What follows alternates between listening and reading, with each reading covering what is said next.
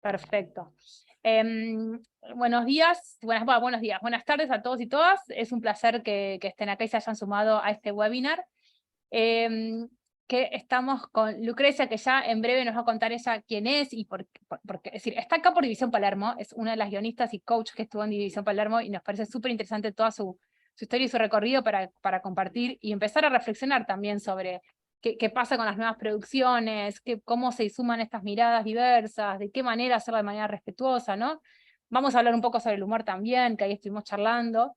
Quiero también acá presentarles brevemente a Caro Garber, que es de las que está las responsables de Grow en toda la sesión de los webinars, y Cristian, que te vi ahí sumarte. Cristian Treves es como uno de los primeros que nos impulsó dentro del grupo a ver División Palermo, y que armó un taller especial sobre División Palermo, así que Cris, cuando quieras vos también sumarte, preguntar, comentar, lo que quieras, más que bienvenido, ¿eh? Con esto, Lucre, quiero darte, perdón, Lucre de Córdoba dijiste cuando estábamos ahí iniciando, así que te presento como Lucre de Córdoba, pero te doy un ratito para que vos te presentes, nos cuentes cómo viene siendo todo tu recorrido, cómo llegaste, o a dónde llegaste, y también lo que puedas identificar como oportunidades o barreras a lo largo de tu trayectoria que compartas con nuestro espacio. Grow es una organización que trabaja específicamente el tema de género, y nos parece súper interesante siempre empezar desde ese punto de partida, para comenzar a reflexionar después cómo las organizaciones pueden sumar las diversidades de una manera que sea realmente inclusiva, ¿no? Bueno, me presento, me llamo Lucre, bueno, soy de Córdoba, estudié letras y estudié cine, soy autora, escribí un libro que edité en el 2021, que es como súper autobiográfico, que trata sobre sexualidad, discapacidad y urbanismo. Y empecé bueno, mi trayecto fue, ay, mucho ruido, mi trayecto como que fue medio a los tumbos un poco, porque yo hace, no sé, 3 años atrás trabajaba en un call center, o sea, nada que ver, como que sí escribía y hacía un montón de cosas autogestivas, digamos, pero nunca, pero nada, nunca había como traspasado esa barrera de la industria, si se quiere. Entonces, nada, trabajaba en un call center. y, y para mí fue como súper decisivo, como el quiebre fue que tenía un amigo que trabajaba en publicidad y que estaba haciendo una serie, y como también súper autogestiva también, y me veía sufriendo en mi call center y me dijo, che, se abrió un opening para hacer una cosa, tipo, ¿cuánto te pagan en tu call center? Bueno, te puedo pagar un poco lo mismo, un poco más. Él venía a trabajar conmigo y fue como, bueno, listo. Y nada, y ahí renuncié. Fue delicioso. Renuncié del call center, y empecé a trabajar en la serie esta, en la que todavía trabajo hasta el día de hoy, porque todavía no terminó la etapa de producción. Es una serie de animación que se llama El futuro imposible, que es sobre economía y ecología, como orientada en soluciones. Y en ese trabajo como que me formé mucho en el área de producción. Si bien había estudiado antes, como que fue como tener poca plata y muchos sueños. Y con eso fue como, bueno, darle. Y la verdad que estuvo buenísimo. Y la forma en la que llegué un poco a División Palermo fue también una cosa como muy fortuita, porque estaba en el cumpleaños de este amigo, y en ese cumpleaños también estaba Santi Korowski, o sea, literalmente fue así. Y bueno, yo justo había terminado de escribir el libro y charlamos, y bueno, le conté del libro, qué sé yo, y 2 o 3 meses después me escribió y me dijo, che, acabo de conseguir financiamiento por esta serie, no sé qué, ¿te interesaría, bueno, escribir el personaje de Pilar, que en ese momento ni siquiera sabíamos que era Pilar, o sea, un personaje de una chica en silla de ruedas. Y le dije que sí, bueno, acá estoy. Un poco fue ese como el trayecto. Buenísimo. Sí, y bueno, y entonces está buenísimo la parte porque ahí vamos identificando, como decís vos, ¿no? Las barreras que uno va encontrando. Yo te escucho y veo también cómo las mujeres, digo, las mujeres y muchas otras personas, pero particularmente las mujeres reformadas, ¿no? Con un montón de conocimiento, y esa barrera a veces, como decís vos, que es tan difícil de romper, ¿no? De llegar o de atravesar. Bueno, llegaste hasta ahí lo que nos contaste, esa división Palermo, al equipo, ¿no? Sí. Ahí, también para que nos compartas un poco a todo el resto que no sabemos mucho de cómo es ese proceso y como nos imaginamos un montón de cosas y ahora estaría bueno como conocer de alguien de adentro. Bueno, ¿cómo es esa mesa? Es decir, cuando vos te dan ese personaje para construir de Pilar, ¿no? Bueno, Mm. ¿cómo se comparten las ideas? ¿Cómo, es decir, se escuchan, no se escuchan? ¿Notaste que hay es decir, que hubo ciertas cuestiones también a trabajar o elaborar con el equipo de cosas que desconocían sobre cómo, de qué cosas sí puede decir ese personaje o qué chistes sí puede decir ese personaje? Mm. Respecto a si, o sea, cómo es el proceso, hay una mesa de escritores de la que yo formaba parte, y hay mucho como brainstorming y decir, bueno, puede pasar esto, otro, qué sé yo, porque si bien, o sea, a mí me contrataron específicamente para escribir el personaje de Pilar, hay que integrarlo a una trama, o sea, es como que ahí tiene que funcionar, ¿no? Entonces por ahí, no sé, mucho del trabajo que hicimos con el personaje capaz que no llegó, digamos, a las versiones finales, porque bueno, tener tiempo para otros personajes también. Y respecto a, bueno, me pasó un poco que había cosas como que capaz tenía que explicarlas, digamos, como que capaz, no sé, Hugo Sigman no entiende necesariamente como de primera mano la experiencia de ser mujer y estar en silla de ruedas, entonces como que hay cosas capaz que había que explicarlas un poco. Este, pero creo que en general la recepción fue como bastante positiva y abierta. Me parece que hubo como un compromiso, sobre todo de Santi, de decir, che, quiero que esto sea fiel, digamos, como que tenga corazón, que no sea como una cosa, como un personaje que podría ser cualquiera y ya, digamos. Y entonces, desde ese lugar estuvo como realmente muy bueno poder como darnos el tiempo. Ustedes piensen que nosotros escribimos la primera temporada en 3 años. O sea, nos tomamos todo el tiempo del mundo para hacerlo. Entonces, nada, como que tuvimos tiempo para poder encontrar la voz de cada personaje y también para poder como construir el código humorístico de la serie, porque es como que camina una línea muy fina, eh, que bueno, tiene que ver con eso, con poder como pulir un poco, mucho en realidad, ese código. Y respecto a los chistes que consideramos que se podían hacer, principalmente eran los chistes que fuesen graciosos. O sea, como que lo primero que pensamos era como, che, ¿esto funciona? ¿Es gracioso o no es gracioso? Ok, bueno, listo, es gracioso. Ahora, eh, imagínense que aparte que el proceso como de escritura tiene hay muchas instancias de que te lo revisan, digamos. Entonces, no sé, de repente me acuerdo que teníamos un cubano, eh, Fidel se llamaba, Fidel, que era como que tenía que leer los guiones, que era como, él era de la parte de Netflix, digamos, y por ahí algunas cosas como que no las entendía porque eran como argentinismos puros y duros, entonces como que eran cosas que capaz teníamos que revisar porque nada, también el formato de Netflix es como, bueno, che, tiene que funcionar para otros lugares también, no puede quedarse como solamente en Argentina o solamente en Buenos Aires. Entonces, el chiste final tuvo que pasar por un montón de instancias de corrección para asegurarnos de que funcionara. Y respecto a como los chistes un poco más jugados, creo que funcionan porque son chistes que hicimos nosotros, o sea, o que hice yo o que hizo alguno de los chicos del cast que pertenecían a alguna de estas minorías, digamos, la gran mayoría de los chistes los escribimos nosotros mismos, entonces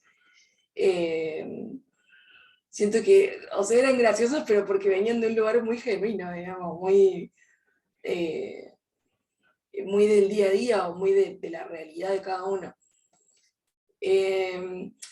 Sí, algunos chistes nos los sacaron porque pensaron que eran demasiado intensos, pero bueno, nada, como pasa con todo, qué sé yo.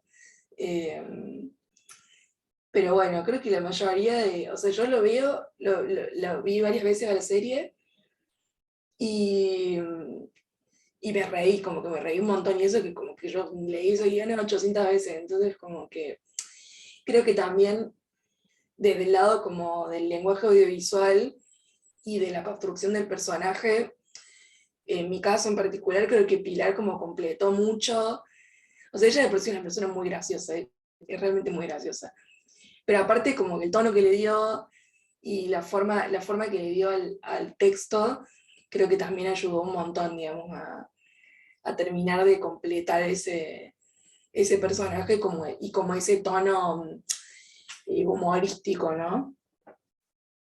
Me parece clave lo que estás diciendo, porque también una de las cosas que nos planteábamos, por lo menos nosotras, desde cuando estábamos debatiendo la serie desde Grow, y invito a otras también a comentar a ver cómo les pasó, era, bueno, lo interesante de hacerlo desde ese tono de humor, pero también como, es decir, porque esta pregunta que nos hicimos, que vos ahora nos acabas de responder, ¿no? ¿Cómo es que está legitimado un determinado chiste y desde quién viene ese chiste? ¿No? Porque muchos comentarios venían mismo de cada uno de los personajes en relación a, es decir, ellos mismos decían, o ponían o problematizaban lo que recibían al mismo momento. Es decir, yo creo que, o al menos es nuestra sensación, de que no dejaron nada sin explicar. Es decir, no hay un chiste que queda sin explicar en el sentido de que se sabe que si está mal o está bien ese estereotipo que se está dando, ¿no? Como que todo el tiempo hay una problematización.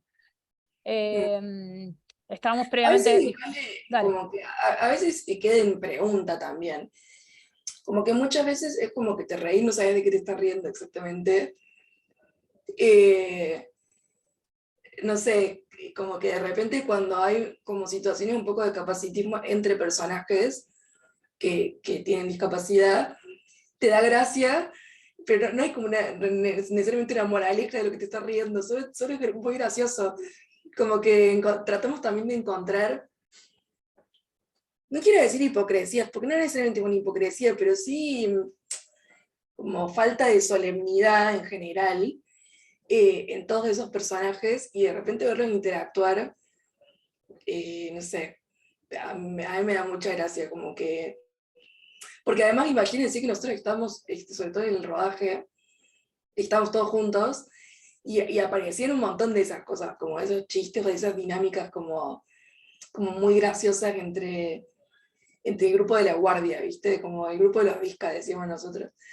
Entonces, como de repente, creo que también es muy común como que aparezcan esas, no sé, de vuelta no sé si llamarle hipocresías, pero como esas contradicciones, ¿no? Dentro de la misma comunidad.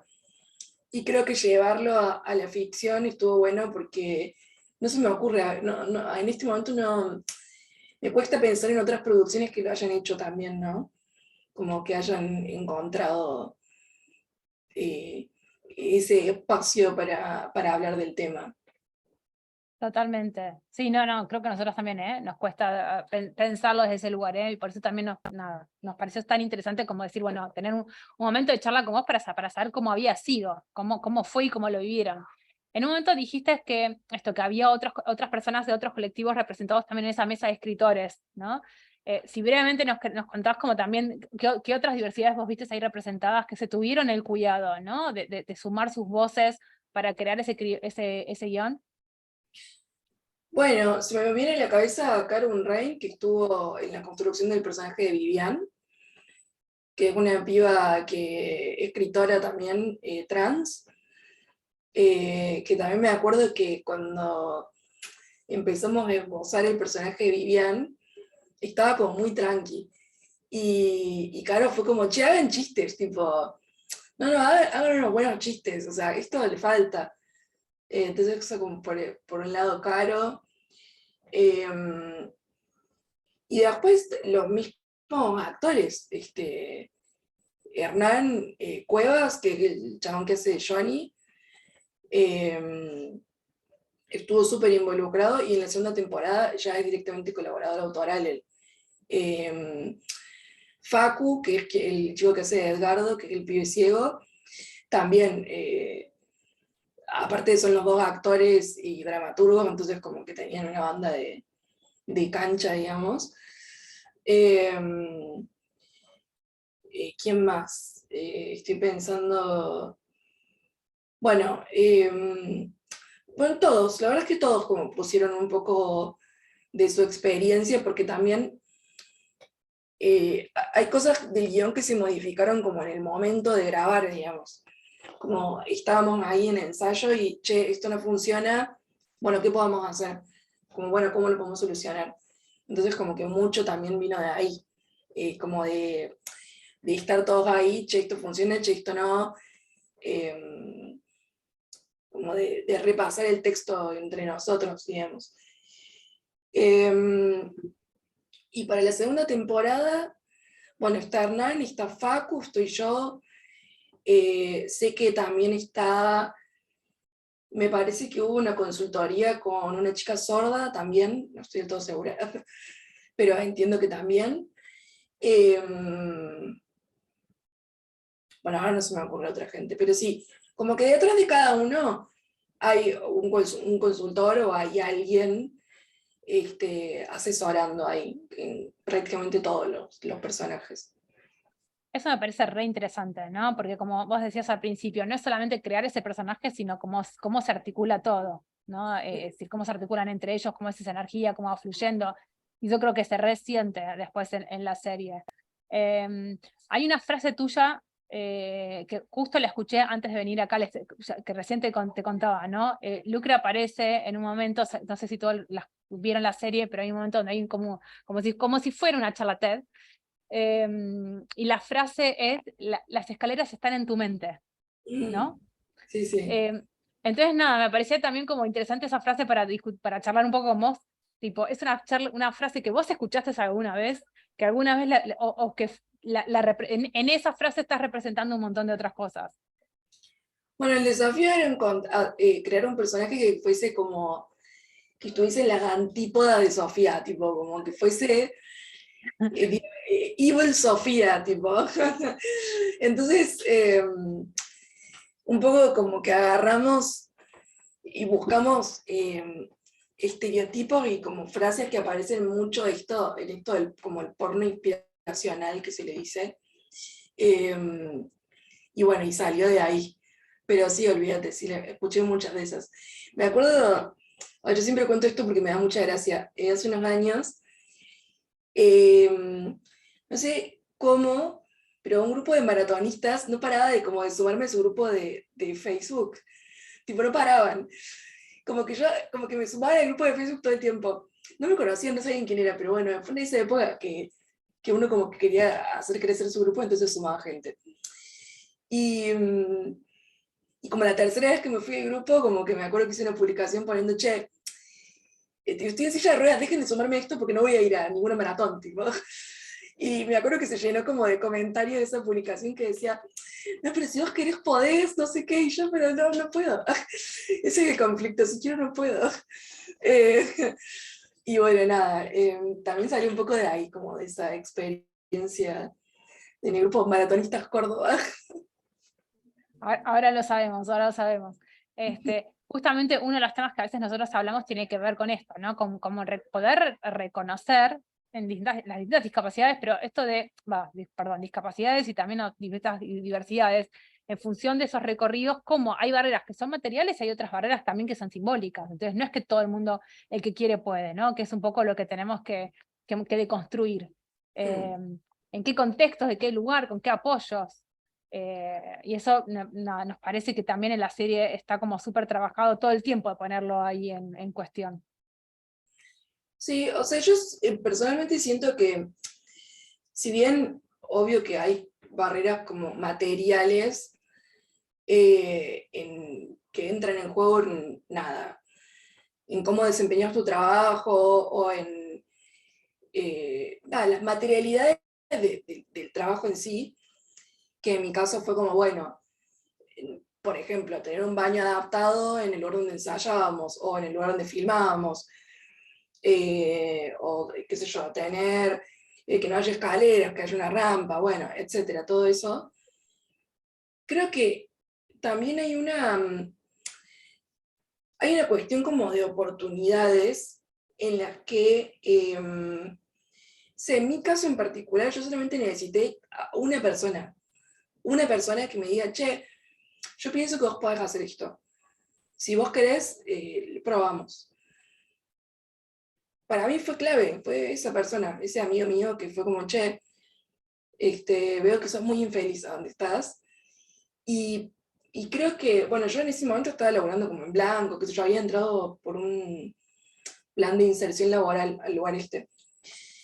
Y también tenía como un gran miedo de decir, che, capaz que nunca voy a conseguir un laburo en blanco, porque o sea, el laburo para la gente con discapacidad es como destinado a ser precarizado, o sea, destinado, es así.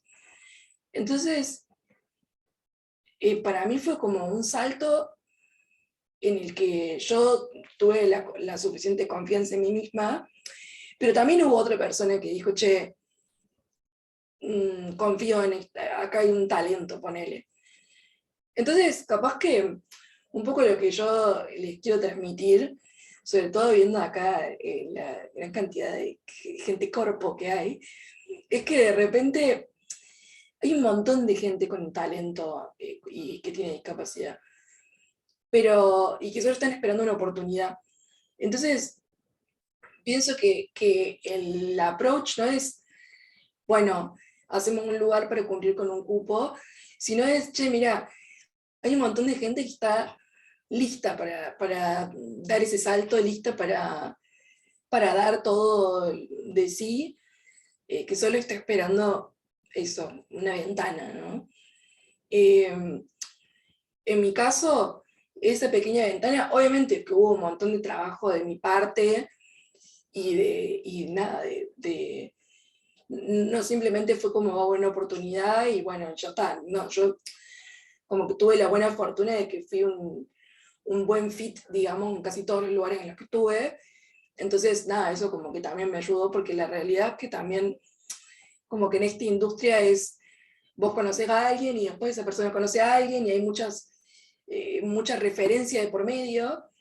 Entonces, si no tenés ninguna referencia, es como que posiblemente no te contraten o consigan a otra persona que sí tienen una refe y que digan, bueno, prefiero ir con alguien más seguro, ¿no? Pero sí, o sea, fue como un efecto dominó, eso de decir, bueno, che, esta persona la contraté, le fue bien, te refiero, y tal persona me refirió a tal otra persona, y así. Y qué sé yo, también un poco tuve suerte de toda esta cuestión de la virtualidad que estalló después de la pandemia, porque la realidad es que hoy en día, yo trabajo en publicidad también, empecé a trabajar en publicidad hace un año más o menos, porque, nada, quería probar otras cosas y porque qué rica platita la de la publicidad, la verdad, chicos. Realmente está re bueno. Como que de repente fue como que me metí en un campo de trabajo re exigente, re intenso, pero muy bien pago. Eh, entonces, muchos de los clientes, o bueno, o de los compañeros de trabajo que tengo ni siquiera saben que estoy en silla de ruedas, porque solamente ven tipo de acá para arriba. Y, y yo como que un poco empecé a ver, bueno, me tratarán distinto, como que pensaba, che, me llamarán más, me llamarán menos, y saben. Entonces empecé a hacer como una especie de estudio de campo. Y realmente noté como la diferencia. Entonces, no sé, pienso que como estoy yo, debe haber un montón de otra gente, como volviendo un poco a lo que decía al principio, un montón de otra gente súper preparada, como esperando la oportunidad, y de repente poder abrir una puerta o una ventana a alguien así es muy satisfactorio, no sé. Tuve la oportunidad hace poco de trabajar con el Tribunal de Faltas de Córdoba por un proyecto nada que ver, y me dijeron, che, ¿tenés alguien para recomendar, nada, para entrar a trabajar acá, qué sé yo? Y me acuerdo que puse una historia en mi Insta, como, che, gente de Córdoba que quiera laburar, que tenga discapacidad, no sé qué. Me hablaron una infinidad de personas, un montón de gente. Y ay, me daba un poco de bronca porque por ahí veía los CVs y era para un trabajo de nada que ver, como era de monitoreo, bueno, nada. Y veía gente como profesionales, o sea, gente súper instruida y nada, no sé, como que me generó un poco de, o sea, primero me puso contenta por como conseguirle laburo a alguien, pero por otro lado también pensaba, che, qué bajón este chabón que estudió, no sé, recursos humanos, estudió arte o que estudió, no sé, un montón de otras cosas. em, lo sentí como parecido a mí cuando entré al call center y no quería irme, digamos. Como que lo sentí un poco similar a eso. Te entiendo, ¿eh? Comparto un dato para aquellos que nos están escuchando también, para que sepan. En general, las personas con discapacidad tienen 20 puntos porcentuales menos de inserción laboral que una persona sin discapacidad. Es decir, si las mujeres es del 47%, el de las mujeres con discapacidad es del 27%, si el de los varones es del 65%, el de los varones con discapacidad es alrededor del 45%. Entonces, esto vos que estás contando, Lucre, es nada, es de las pocas cosas que aparte están medidas, así que tenemos los números estos que vos decís que bien va representando. Y me parece Mm, súper interesante, también recalco esto que vos dijiste, cómo a veces lo que se necesita es una oportunidad, ¿no? Es una persona que confíe, es no sé, una persona, una institución, lo que sea, que abra esas puertas eh, para un desarrollo real, ¿no? Como vos planteás, es decir, algo que te dé esa posibilidad de desarrollarte en el ámbito en el que uno se está formando y que le guste y que tiene toda esa pasión. Así que no, eso es súper interesante para también entenderlo, es decir, verlo más allá del cupo. Es decir, puede ser interesante un cupo o no como una acción afirmativa para iniciar, pero bueno, cómo eso le cambia la vida a las personas que ingresan y que después se pueden, como decís vos, ¿no? Dar todo lo que tienen para dar. Es que sí, Em, porque también el proceso, siento yo, el proceso de como para contratar a alguien o del hiring en general, es como raro, porque por fuera del cupo, es raro entrar a trabajar en un lugar como teniendo discapacidad. Desde ya, cuando haces un CV, es como que pones que estás en silla de ruedas, tipo, pones que tenés discapacidad o no. Es como raro, es raro si lo pones, es raro si no lo pones. No sé, como que creo que en general es complicado, porque también es medio tabú, o sea, como yo pienso en mi vida, ¿no? En la gente con discapacidad que me crucé en trabajos, eh, trabajos en los que yo estuviese muy pocas veces. Y trabajos de ver a dónde, no sé, de ir al súper, yo me acuerdo que iba a un súper que la parte como de la verdulería la manejaba un chabón con síndrome de Down. Esa es como mi única experiencia de ver a una persona con discapacidad trabajando, por lo menos desde chica. Eh, que aparte estaba como boludeando ahí, como que medio que no hacía nada, como que, y todos lo trataban como medio, ay, bueno, pobre, no sé. Esa es como mi experiencia de ver discapacitados profesionales, o sea, cero. Total, O te entiendo. mismo en el único discapacitado, así en los medios, el único discapacitado que recuerdo en medios haber visto y haber dicho, uff, este chabón es un campeón en lo que hace, es Doctor House. Y era horrible, o sea, era un personaje espantoso, digamos, como que re misógino, re malo, re drogadicto, no sé. Eh, qué sé yo. Recuerdo me acuerdo que hay una temporada en la que hacen que camine de vuelta bien y se vuelve como re piola, pero después le sacan eso y se vuelve un sorete de vuelta. Es como, esa es mi única como representación de discapacitados profesionales así en medios que recuerde. Tenés ¿Puedo razón. decir algo, Georgie? Sí, dale, Caro. Nada, bueno, Lucrecia, un placer escucharte. Yo trabajo en Grow y estoy más en el área de diagnósticos, como ayudando a las organizaciones a que vean de qué manera pueden cambiar estos procesos, pueden trabajar con gente, pueden como ser más inclusivas. Y lo que nos pasa muy seguido es que la mirada hacia las personas con discapacidad, se piensan los procesos solo más de búsqueda y reclutamiento para la selección, pero nunca se piensa como para desarrollo de carrera. ¿Qué te quiero decir en palabras sencillas con esto?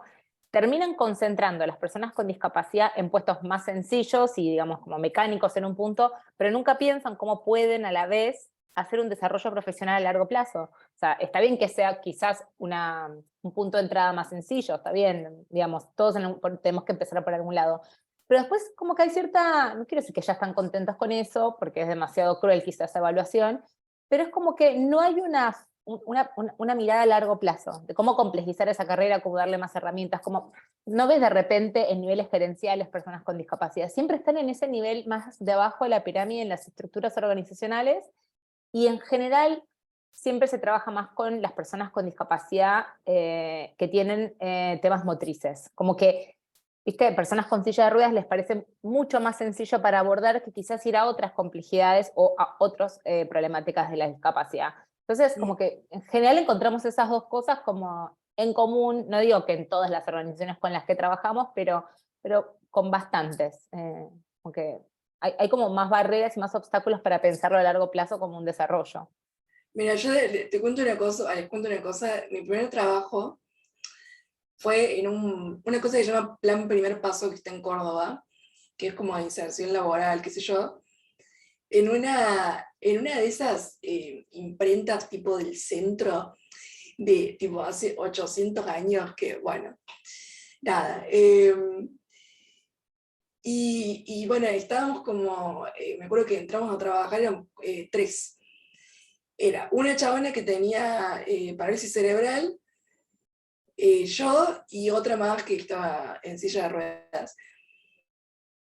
Y era hacer lo que hacía una máquina que se había roto, que se llamaba mezcladora, que básicamente agarraba, y cuando todavía las facturas no eran digitales, sino que eran tipo el facturero tenías que tener, agarraba, era poner como un duplicado de un color y el triplicado de otro color y el original. Como que la mezcladora hacía eso automáticamente y nosotros teníamos que agarrar un papelito, un papelito, un papelito. Y nos habían mandado a un galpón sin ventana, ahí era tremendo, tipo, con toda la maquinaria ahí, y bueno, ahí era lo que hacíamos. Y me acuerdo que nosotros nos habíamos autodenominado las Corquets, y hacíamos eso, Tampoco. tipo, durante todo el día ahí, asignadas ahí al fondo. Y bueno, básicamente el plan primer paso duraba 1 año o 6 meses, no me acuerdo. Y después ellos podían como contratarte o no.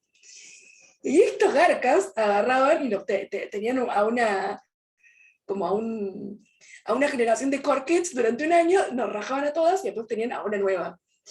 Y bueno, nada, como que el compromiso tipo de... Qué crueldad. Bueno, pero escúchame, el digamos. personaje de Pilar, cuando después del video ese de las escaleras están, ¿cómo era? Sí, el límite está en tu cabeza, básicamente. Sí. ¿Cuál era la frase? Las escaleras Las las escaleras. escaleras van en tu mente. Ah, bueno. Cuando vuelve a la organización y le dice, che, pero y la rampa, ay, pero y le contestan lo mismo en joda, que las escaleras están en tu mente, es eso, es como la mina vuelve a su trabajo, hace un pedido de infraestructura básico, pidiendo la rampa y le contestan eso, ¿entendés? Es como, joda, por eso la serie, además de ser muy graciosa, para nosotras que estamos más en las organizaciones, tiene esa manera de, primero que es lo mejor, reírnos de la realidad y de cómo nosotros tratamos de mejorar como sociedad y todavía nos cuesta, pero ese punto medio hipócrita de que querés ayudar, pero no te informás tanto. O sea, como que, viste, nadie se compromete, viste, como que todos los personajes en Misión Palermo son como muy torpes en su forma de lidiar con todas las diversidades. Entonces, nada, eso nos pareció muy gracioso y nos sirve mucho como herramienta para hablar de cómo a veces se trata de forma muy superficial esta agenda. Como que querés hacer un cambio en tu organización, pero hasta ahí, no me pidas la rampa, no jodas. Entonces, Es que como igual que esa es muy rico. es una cosa re transversal, igual aparece en un montón de lugares en los que se pide acceso. Como que, no sé, pienso en...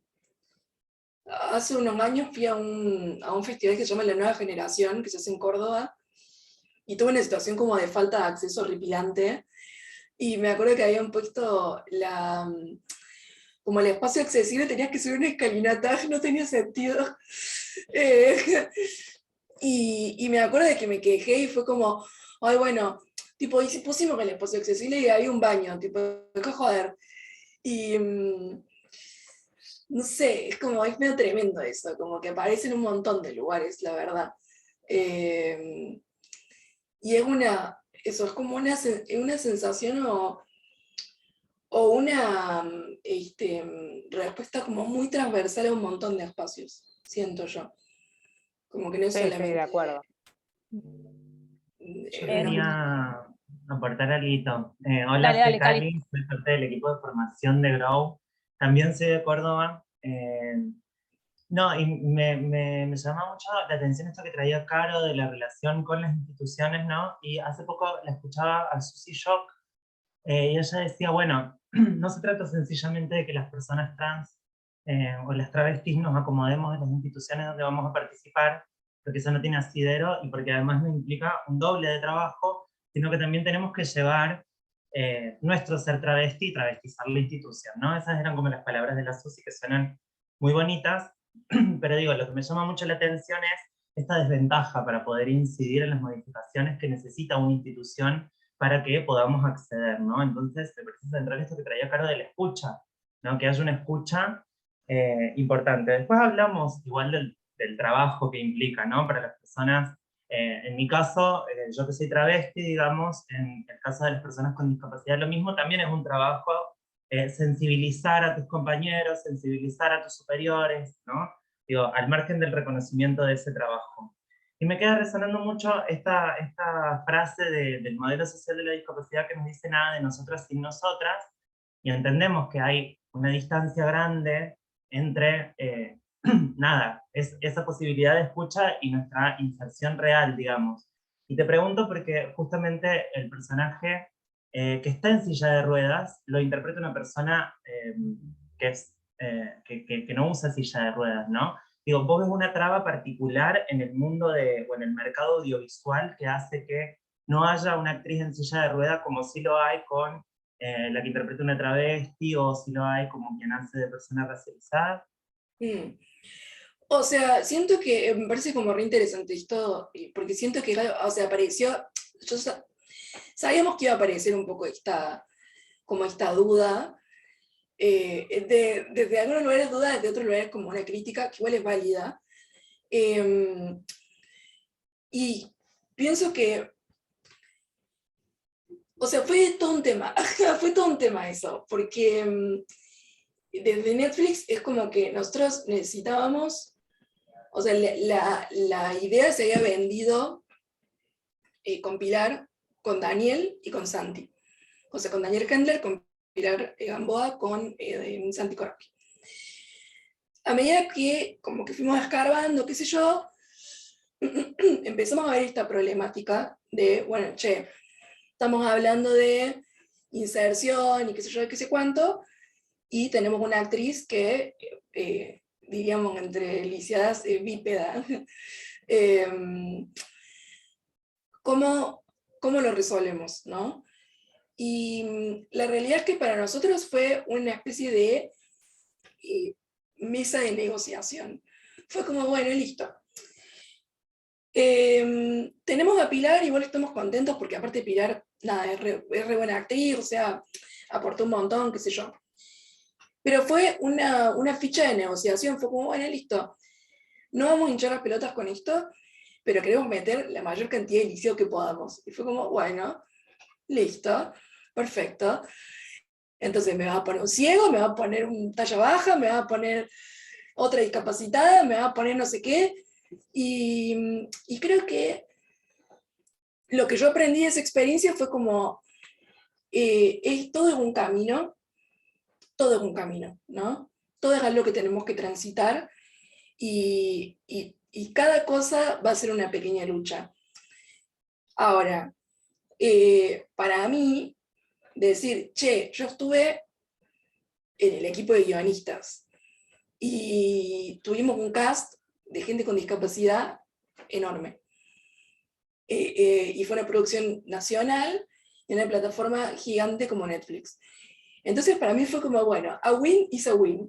Como que dije, bueno, de repente todo lo que desearíamos que suceda entendemos que a veces como que la industria no está como preparada, porque la realidad es que detrás de cada decisión dentro de la industria audiovisual hay una ganancia de por medio y tienen que estar, todas esas decisiones tienen que estar fundamentadas en términos de qué va a ser lo más profitable, digamos, dentro de esas decisiones. Por lo cual, cambiar a una actriz que no tuviese como el renombre que tenía ella iba a ser imposible, o sea, para nosotros realmente no se iba a poder hacer. Entonces, fue como decir, bueno, tenemos esta situación, ¿cómo podemos pelear? ¿Cómo podemos negociar para darle la oportunidad a un montón de otra gente que capaz que en otras circunstancias no la tendría?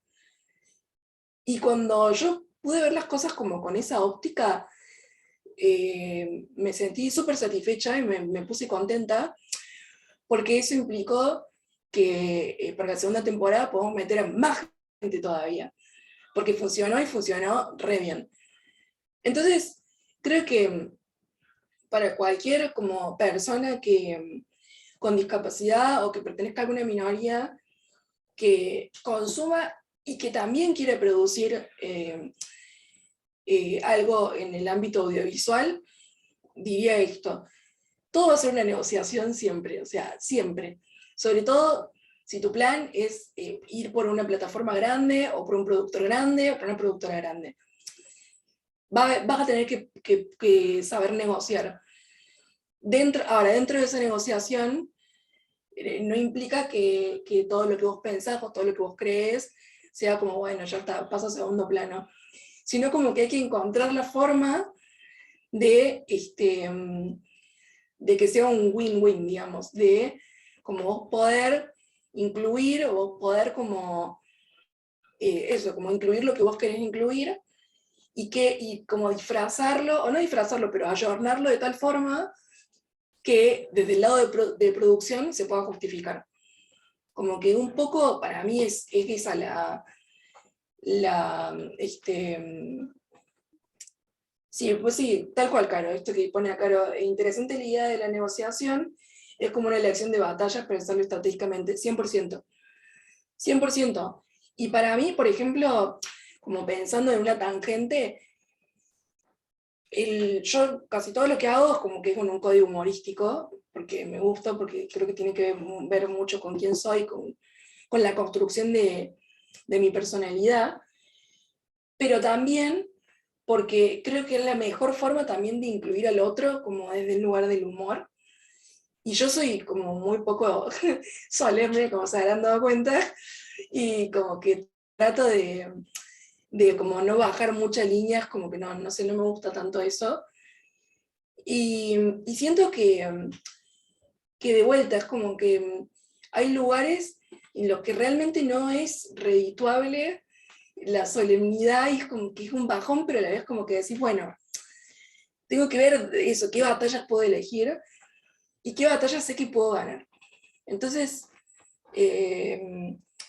creo que yo sueño con que, no sé, la próxima producción argentina tenga una actriz con discapacidad, pero que también tenga un director o una directora con discapacidad, que tenga productores con discapacidad, que tenga guionistas con discapacidad, ¿no? Como que, y desde ese lugar, siento que hay una representación que logró División Palermo, queriendo o no queriendo, con la que yo estoy contenta, porque hoy puedo poner en mi CV que trabajé como guionista en una producción en la que le fue increíble. Y eso fue tremendo. Te hago un solo comentario. Ahí en el chat yo puse una serie que se llama Switch It Adverse, que es una serie de adolescentes, tengo que avisar, 5 temporadas de 22 capítulos cada una, pero donde es decir, es muy interesante porque habla sobre las personas no oyentes, ¿no? Como que de la trama tiene que ver con eso. Pero en la primera temporada por ahí había 2, 3 personajes, y ya al final, digo, en la quinta temporada, más de la mitad del cast eran oyentes, eran actores no oyentes, hay capítulos en silencio. Es muy fuerte, ¿no? Y aparte esto también, bueno, y hay muchos personajes con síndrome de Down, pero en lugares, como decís vos, en lugares ricos, en lugares que están puestos como, es decir, que tienen un ser y un sentido, no como el de Doctor House, ¿eh? Entonces, digo, a quien le cope, trate de buscar esa serie que está re buena también para ir viendo ese análisis. Taira, ahí tenés la mano levantada. Gracias, Georgina. Hola, ¿cómo están? Gracias por la invitación, como siempre, al equipo de Grow.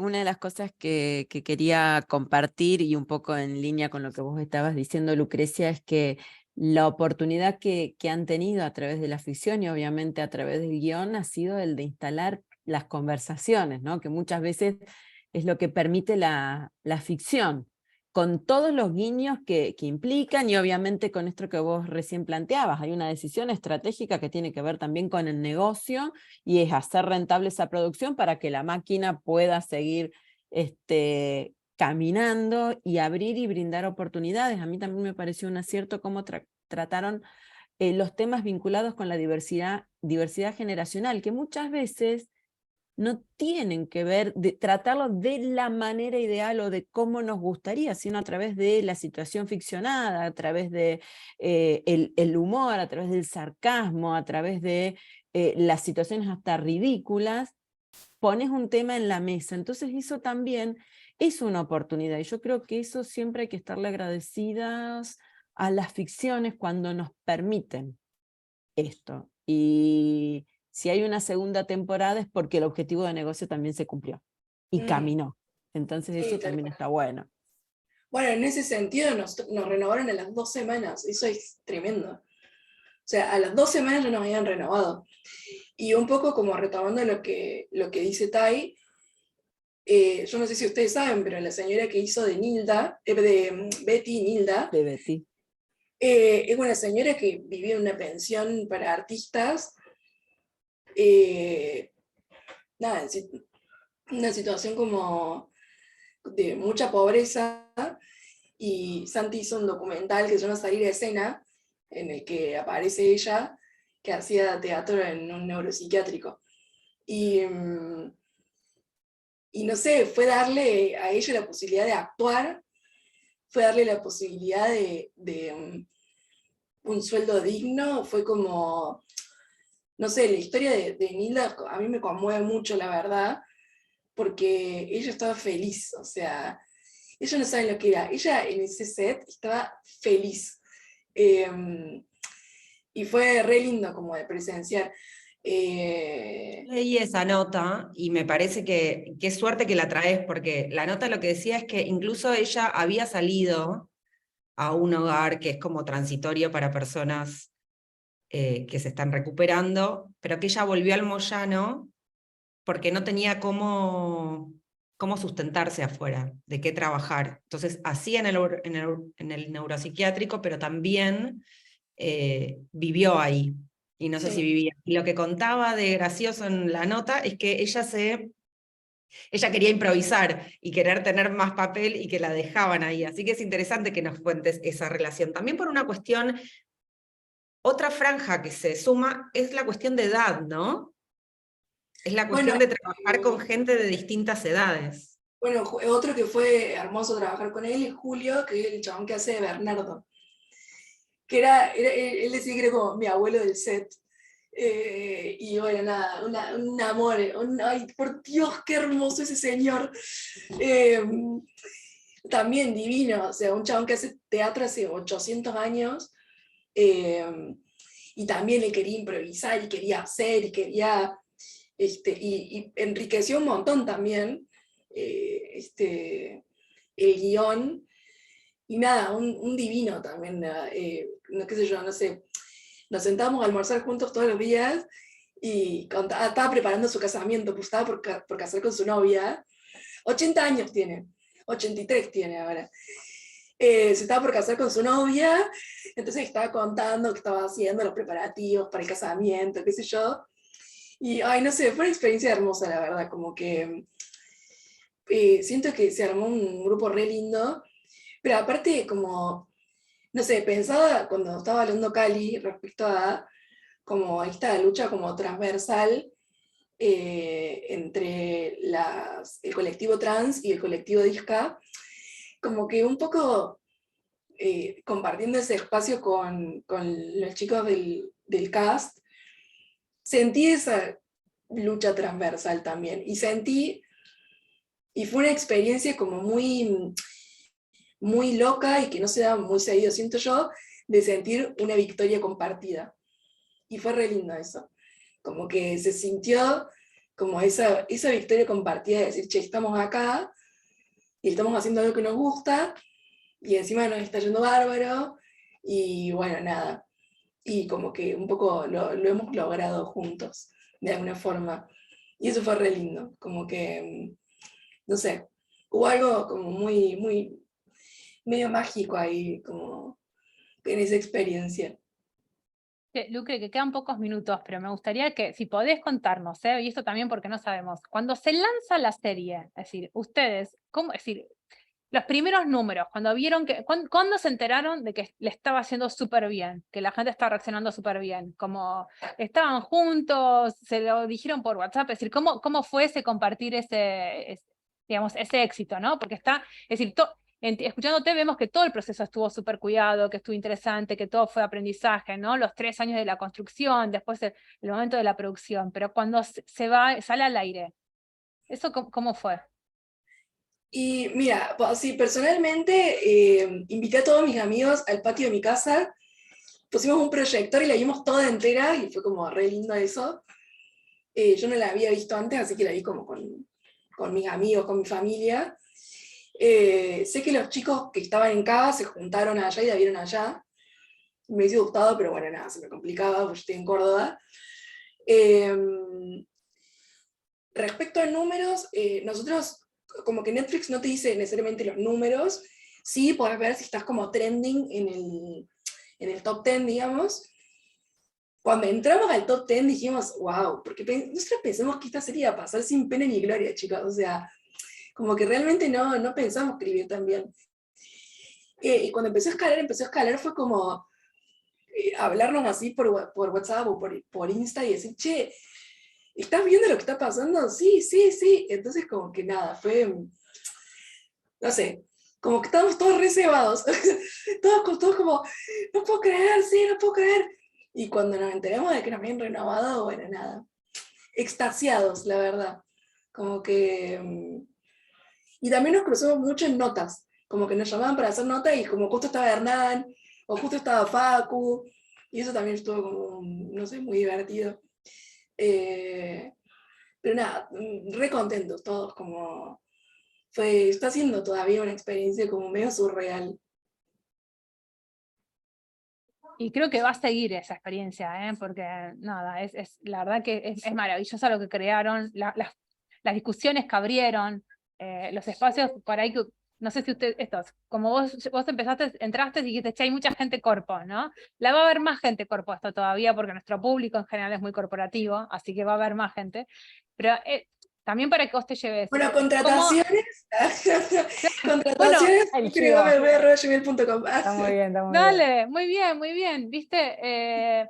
Pero tiene que ver con eso, en cómo hay espacios donde conversaciones antes no llegaban y de repente con esto permiten que llegan.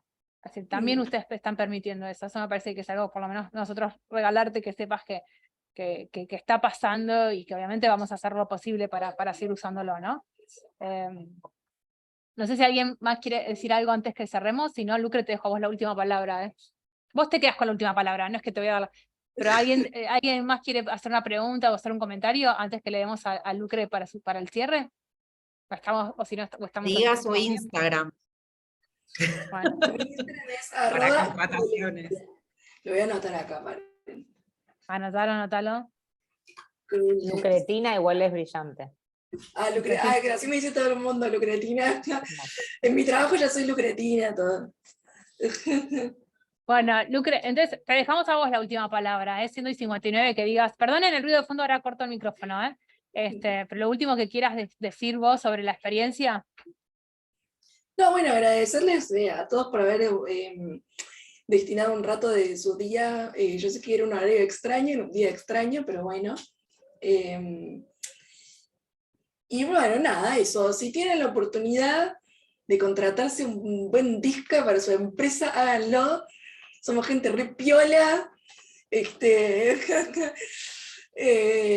No vamos a renunciar nunca.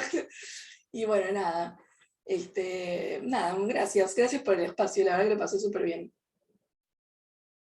No, Mi muchas Insta gracias a es vos. Crulesia, lo dejé ahí anotado en el chat.